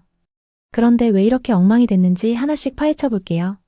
오송 역세권 도시개발 사업은 2005년 공영개발로 시작했어요. KTX 오송역을 중심으로 세종시와 청주를 잇는 핵심 지역을 개발하려 했죠. 이 지역은 국가산업단지와 바이오 클러스터로 주목받던 곳이라 기대가 컸습니다. 하지만 땅 주인들이 터무니없는 보상비를 요구하면서 2013년에 사업이 중단됐어요. 그러다 2014년 토지주들이 직접 조합을 만들어 환지 방식으로 재시작했죠. 환지 방식이 뭔지 아시나요? 쉽게 말해 땅 주인들이 토지 사용 동의를 하고 개발 후 가치가 오른 땅을 다시 돌려받는 방식이에요. 사업비는 일부 토지, 즉 채비지를 매각해서 조달하고요. 이 사업은 규모가 어마어마해요. 70만 제곱미터, 약 21만 평에 총 사업비 2,337억을 투입해 아파트 2,000여 가구, 상업시설, 유통시설, 기반시설을 짓는 계획이었죠. 오송 역세권이 세종시의 관문이자 충북의 미래 먹거리로 불릴 만큼 기대작이었어요. 그런데 문제는 2022년부터 터졌어요. 조합 내부에서 갈등이 시작되더니 2023년엔 조합장이 사업비 횡령으로 구속됐어요. 이 여파로 상하수도, 전기, 통신, 도로 등 기반시설 공사가 완전히 멈췄어요. 이게 단순히 공사 지연으로 끝나는 게 아니에요. 아파트 입주 차질, 조합원들의 재산 피해, 심지어 지역 경제 전체에 타격을 줄 수 있는 대형 사태예요. 도대체 왜 이렇게 됐는지 하나씩 뜯어보겠습니다. 2023년 7월 기반시설 공사가 중단된 이유는 조합장 비리 때문이에요. 전임 조합장이 업무 대행사로부터 5억가량의 뇌물을 받고 사업비 100억을 배임한 혐의로 항소심에서 징역 8년을 선고받았어요. 시행사 대표도 징역형을 받았지만 이미 조합 자금은 탕진된 상태였죠. 이 비리로 조합은 공사비 마련을 위해 팔아야 할 채비지 매각도 제대로 못했어요. 게다가 유통상업용지 용도 변경을 두고 조합원들 사이에서 찬반 갈등이 터졌어요. 일부 조합원들은 용도 변경하면 분담금이 커진다며 반대했고 결국 소송까지 갔어요. 2024년 9월 용도 변경이 부결되면서 갈등은 2025년까지 이어지고 있어요. 이런 내부는 부동산 개발 사업에서 흔히 볼 수 있습니다. 조합장과 시행사에 따라 사업비가 달라지고 조합원들끼리 찬반 갈등으로 싸우고 결국 공사가 지연돼 돈을 날리는 경우가 허다합니다. 하지만 오송의 상황은 많이 심각합니다. 비리 규모가 수백억에 달하고 조합 내부 갈등이 소송으로 번지면서 사업 자체가 흔들리고 있어요. 재판에서 조합장과 업무대행사 대표가 실형을 선고받았지만 이미 엎질러진 물이에요. 조합원 돈을 마음대로 갖다 쓰면서 사치생활을 즐긴 이들이 아직도 회수되지 않은 돈을 어떻게 굴리고 있을지 생각하면 화가 치밉니다. 40대 남성 조합원의 이야기를 해보겠습니다. 이분은 오송역 현대일스테이트의 조합원이에요. 저는 2020년에 조합원이 됐고 가족 이사 꿈에 부풀었어요. 오송역 근처라 교통이 좋고 바이오 클러스터로 미래 가치가 높을 거라 믿었죠. 근데 기반시설 공사 중단 소식을 듣고 충격받았어요. 대출 이자는 지금도 매달 나가는데 준공 승인이 안 나면 어쩌자는 거죠? 공사 중단에 용도 변경 소송까지 다 조합장 비리 탓이잖아요. 우리 돈으로 호화 생활한 놈들 잡아놓고 다 처벌해야 해요. 라고 분통 터뜨리셨어요. 2025년 6월 기사에 따르면 지역주택 조합원들의 피해 우려가 커지고 있습니다. 또 다른 60대 남성 조합원은 이렇게 하소연했어요. 오송 바이오 클러스터 기대하고 2018년에 투자했어요. 노후 자금 다 털어넣었죠. 근데 이번 사건으로 공사가 멈추니까 주변 땅값도 떨어졌어요. 이러다 사업 망하고 노후 자금 다 날릴 판이에요. 청주시가 도와줘야 하는데 조합 책임만 해요.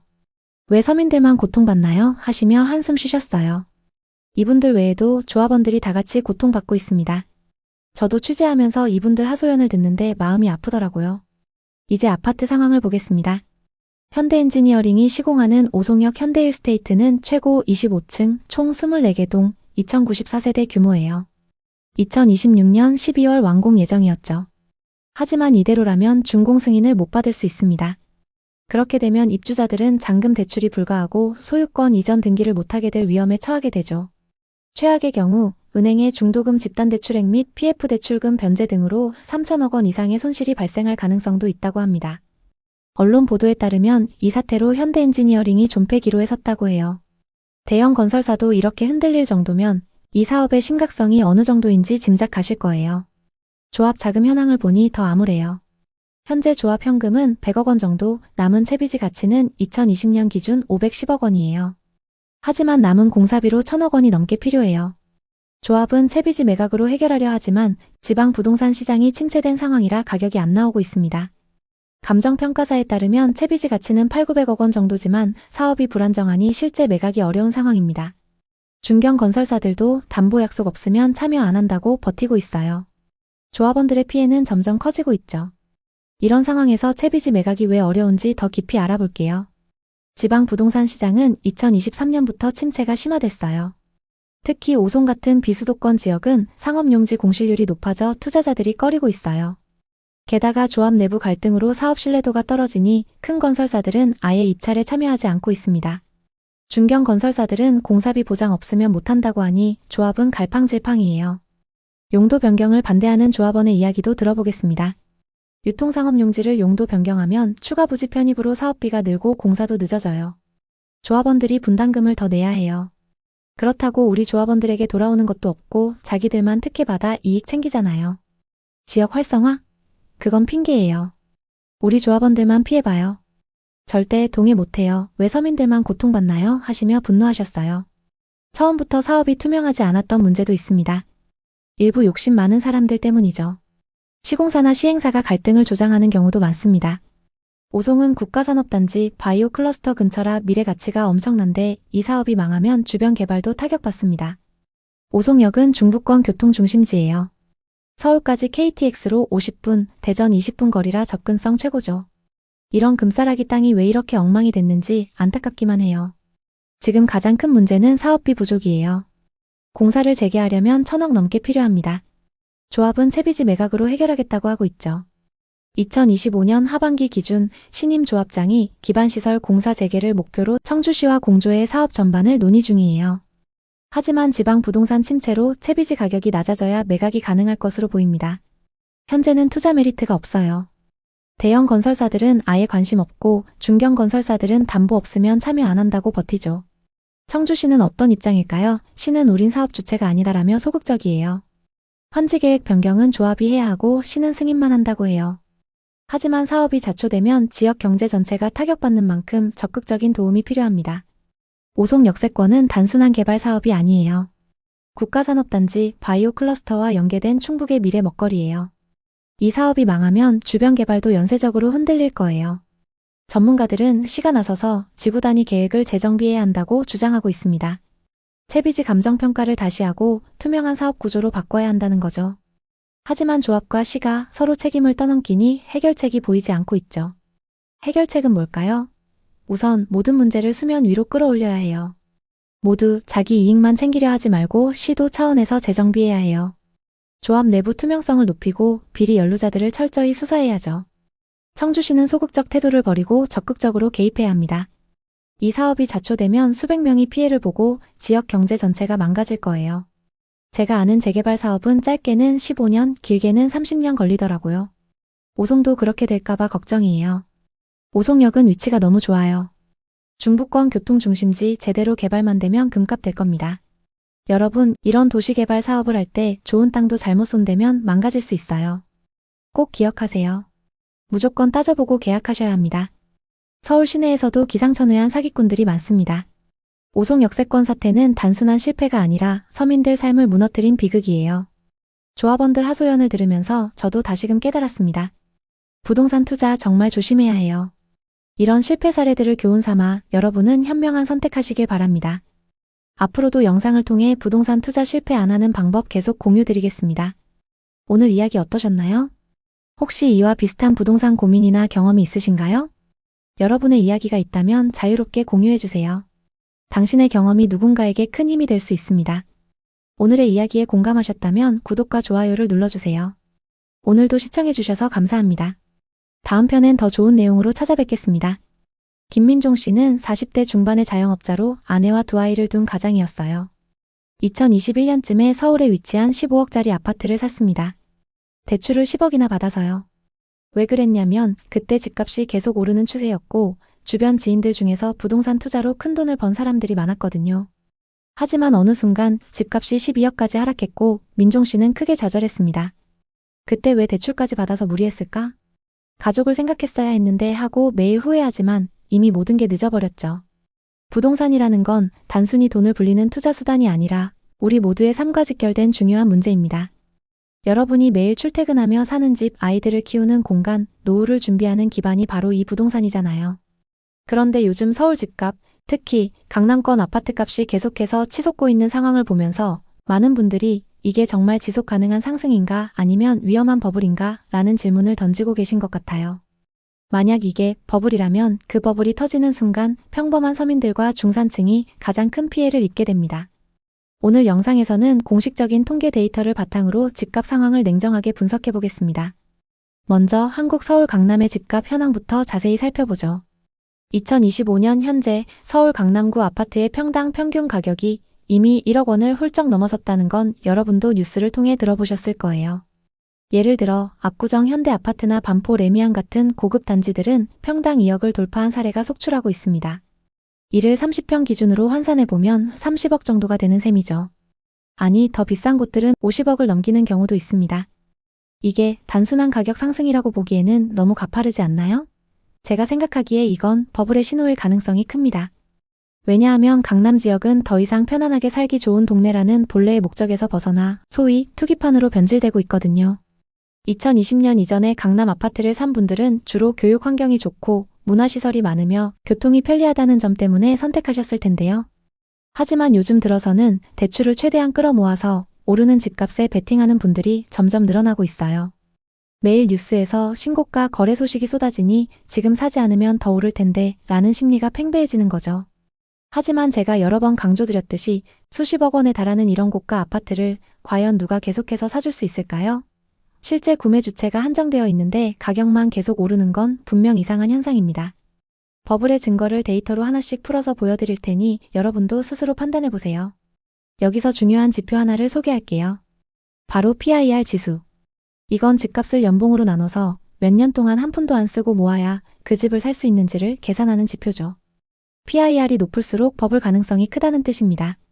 서울 강남의 경우 주민들의 연평균 소득이 통계청 자료로 약 8,649만 원 정도 되는데 30평의 고가 아파트 가격이 30억이라고 치면 이걸 나누면 무려 35년이 걸려요.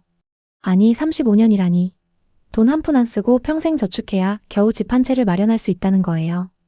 더 심각한 건 압구정동이나 반포 같은 초고가 아파트예요. 50억짜리 30평 아파트를 소득으로 나누면 60년이 걸립니다. 만약 연봉의 반만 쓰고 나머지 반을 저축한다고 가정해도 120년이에요. 몇 세대가 지나야 집을 사는 가격이라는 거죠. 이게 과연 정상적인 시장이라고 볼 수 있을까요? 버블이 아니라면 뭐라고 설명할 수 있나요? 실제로 2025년 통계에 따르면 서울의 PIR은 전 세계적으로도 높은 수준이고요. 한국은행 분석으로는 서울 아파트 PIR이 18.4배로 월급 한 푼도 안 쓰고 18년 이상 모아야 집을 산다는 결과가 나왔습니다. 게다가 2025년 1분기 수도권 PIR은 10.2로 여전히 높은 편이에요. 이 지표를 보면 서울 집값이 소득 수준에 비해 얼마나 과열되었는지 명확히 알 수 있죠. 여러분, 이 숫자들을 보시면서 내가 정말 이 집을 살 수 있을까? 하고 한번 생각해 보세요. 김민종 씨는 40대 중반의 자영업자로 아내와 두 아이를 둔 가장이었어요. 2021년쯤에 서울에 위치한 15억짜리 아파트를 샀습니다. 대출을 10억이나 받아서요. 왜 그랬냐면 그때 집값이 계속 오르는 추세였고 주변 지인들 중에서 부동산 투자로 큰돈을 번 사람들이 많았거든요. 유튜브나 온라인 커뮤니티에서도 레버리지 투자가 대세라고 떠들썩하니 김민종 씨도 지금 사면 더 오를 테고 나중에 팔아서 이익을 볼 수 있을 거야 라고 생각하며 덜컥 매수한 거예요. 처음에는 모든 게 순조로웠어요. 집값이 조금씩 오르면서 매달 이자 부담이 있지만 버틸만 했죠. 그런데 2023년 말부터 상황이 바뀌기 시작했어요. 정부의 부동산 규제가 강화되고 기준금리가 인상되면서 집값이 주춤하더니 20% 이상 떨어졌습니다. 김민종 씨의 아파트는 12억으로 가치가 하락했고 대출 이자도 감당하기 어려워졌습니다. 장사가 안 되면서 매출이 줄고 상가 월세를 내는데 급급했죠. 가족 생활비를 감당하기도 벅찬 상황에 이르렀고 아내와는 매일 다투게 됐습니다. 그때 왜 대출까지 받아서 무리했을까 가족을 생각했어야 했는데 하고 매일 후회하지만 이미 모든 게 늦어버렸죠. 이 사례처럼 심리에 휩쓸려 무리한 투자를 하면 개인의 삶뿐만 아니라 가족 전체가 무너질 수 있어요. 계속해서 소득 수준과 집값을 더 깊이 비교해보죠. 서울 강남 주민들의 연평균 소득이 8,649만 원이라는 건 통계청의 지역 근로소득 지표에서 나온 거예요. 그런데 이 소득으로 30억짜리 집을 사는 게 현실적으로 가능할까요?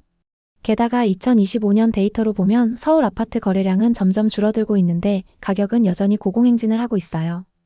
이게 진짜 수요에 의한 건지 아니면 투기성 심리에 의한 착시 현상인지 의심스러운 부분이 많죠. 한국부동산원 통계에 따르면 2025년 7월 전국 주택가격 동향조사에서 서울 아파트 가격 변동률은 여전히 양호하지만 거래량은 감소세를 보이고 있습니다. 특히 대출 규제가 강화된 6.27 대책 발표 후 서울 아파트 거래량이 64.6%나 떨어졌고 가격 상승폭도 둔화됐어요. 금리 인상과 규제로 인해 고가 아파트 거래가 절반 이하로 줄어든 상황인데 이게 버블의 전조가 아닌가 싶습니다. 거래가 줄면 가격이 안정되어야 정상인데 오히려 가격만 오르는 건 수요가 아닌 심리에 의존하고 있다는 증거예요. 이수진 씨는 30대 후반의 프리랜서 유튜버로 싱글 라이프를 즐기며 고소득을 올리고 있었어요. 2020년 서울 송파구에 16억짜리 아파트를 샀어요. 전세 임차인을 끼고 갭투자로 마련했죠. 계획은 이랬어요. 전세 시세가 오르면 전세금을 올려서 갭을 유지하고 나중에 팔아서 수익을 내자라고요. 주변 투자자들이 비슷한 투자로 돈을 번 걸 보고 자신도 따라한 거예요. 처음 1년은 아주 좋았어요. 전세 시세도 오르고 집값도 급격히 상승했으니까요. 하지만 2023년부터 시장이 흔들리기 시작했어요. 아파트 가격이 급락했고 주변에 신축 단지가 들어오면서 전세 시세도 떨어졌죠. 설상가상으로 임차인이 이사를 가겠다고 연락이 왔습니다. 이수진 씨는 새로운 임차인을 구해야 했죠. 2억을 갑자기 마련해야 하는 상황이었고 아무리 소득이 높아도 신용대출 없이는 불가능했습니다. 게다가 시세가 20%나 떨어져 아파트 가치도 추락했습니다. 갭투자는 리스크가 없다는 말을 믿고 덜컥 사버린 게 너무 후회됐죠. 왜 안정적으로 가지 않고 무리한 갭투자를 했을까? 더 안전한 투자 방식을 공부했어야 했는데 하고 후회하지만 이미 잃어버린 돈과 시간은 돌이킬 수 없죠. 이처럼 갭투자나 레버리지 투자 같은 고위험 전략이 실패하면 평생 후유증이 남아요. 버블의 더 확실한 증거로 서울의 부자 수를 비교해보죠. 여기서 부자는 부동산 자산을 빼고 현금성 자산으로 100만 달러, 우리 돈으로 약 13억 8천만 원 이상 보유한 사람들을 말해요. 2025년 기준으로 서울에 이런 사람들이 8만 2천 명 정도 된다고 해요. 한국 전체 100만 장자가 130만 명으로 세계 10위지만 이 숫자가 비싼 집값을 지탱할 만큼 충분할까요? 이 부자 숫자로 보면 서울 집값이 이 정도로 비쌀 이유가 없어요. 파레토 법칙, 즉 상위 20%가 80%의 부를 소유한다는 원리를 적용해 산출한 데이터인데 복잡하지만 결론은 명확하죠. 서울 집값은 거품입니다. 왜 이런 버블이 생겼을까요? 첫째로 부동산 불패 신화가 여전히 강력해요. 특히 30, 40대는 과거 부동산 폭락을 경험하지 않아서 대출을 두려워하지 않습니다. 둘째로 정책 실패예요. 정부가 규제만 강화하고 공급을 늘리지 않아서요. 2025년에도 토지거래 허가제 확대와 대출 총량 관리로 거래가 얼어붙었어요. 미래는 어떨까요? 안타깝지만 집값은 이렇게 될 가능성이 큽니다. 버블이 슬슬 터지기 시작할 수 있어요. 그나마 주거용 부동산 중에서도 아파트 가격은 버텨주고 있습니다. 하지만 상업용 부동산은 이미 하락 중이고 비아파트 부동산 전반적으로 분위기가 좋지 않습니다. 버블이 언제 터질지 모르죠. 최근 뉴스를 보니 거래는 멈췄는데 가격은 오르고 공급 절벽이 우려되고 있어요. 전문가들은 내년 상반기 반등을 전망하지만 버블 붕괴 시나리오도 나오고 있습니다. 이는 일본 버블이나 미국 금융위기처럼 예고 없이 올 수 있어요. 2027년, 2029년 위기설도 있죠. 버블이 터지면 중산층과 서민층이 가장 크게 피해를 봅니다. 박준호 씨는 50대 초반의 자영업자로 베이커리 카페를 운영하며 안정적인 삶을 살고 있었어요. 2021년 초에 서울 마포구 아파트에 15억을 투자했어요. 금리 인상 전망에도 불구하고 서울은 불패야 라는 믿음으로 대출 10억을 끌었죠. 주변 상인들이 부동산으로 돈 번 걸 보고 따라한 거예요. 처음에는 카페 매출이 좋아서 이자 부담이 괜찮았지만 어느 순간부터 버티기 어려운 상황이 됐죠. 매달 상가 월세와 아파트 이자 상환 부담이 늘었고 카페 매출은 경제 둔화로 줄었습니다. 게다가 집값은 급격히 하락했습니다. 아파트를 팔까 고민했지만 손해가 3억이 넘어서 그러지도 못했죠. 지금은 빚 갚느라 카페 크기를 줄이고 일하는 직원도 줄였습니다. 왜 심리에 휩쓸렸을까? 좀 더 신중했어야 했는데 하고 후회하지만 늦었죠. 계속해서 더 자세히 분석해 보겠습니다. 2025년 서울 아파트 평균 매매가 현황을 보면 평균 13억 4천만 원, 그중 강남구는 26억 3천만 원으로 고공행진 중이에요. 하지만 거래량은 급감했죠. 금융당국의 대출 규제 영향이에요. 정부의 627 대책으로 대출 총량 관리 도입, 고강도 규제로 서울 거래가 60% 이상 급감했어요. 가격은 오르지만 착시 현상일 수 있어요. 또 다른 사례 최은미 씨예요. 40대 주부로 남편과 함께 2021년 강북 아파트에 12억을 투자했어요. 저점 매수라고 생각하고 갭으로 투자했죠. 그런데 전세와 매매 시세가 동반 하락하면서 역전세를 맞았어요. 전세 갱신 시점에 1억 5천만 원을 돌려주기 위해 고금리 신용대출까지 받았죠. 더 슬픈 건 집값은 10억으로 하락했어요. 어떻게든 버티고 있지만 버블을 무시하고 샀다고 후회하고 있습니다. 많은 전문가들은 2025년 하반기 서울 수도권 부동산 시장을 관망과 약세로 예상하고 있습니다. 내년 반등을 기대하고 있지만 버블 붕괴 시나리오도 나오고 있죠. 게다가 정부가 앞으로 규제를 더욱 강화한다고 합니다. 여기서 중요한 건 위기가 올 때 대비하는 것입니다. 지금까지 경제가 좋다고 말했던 적은 없는 것 같습니다.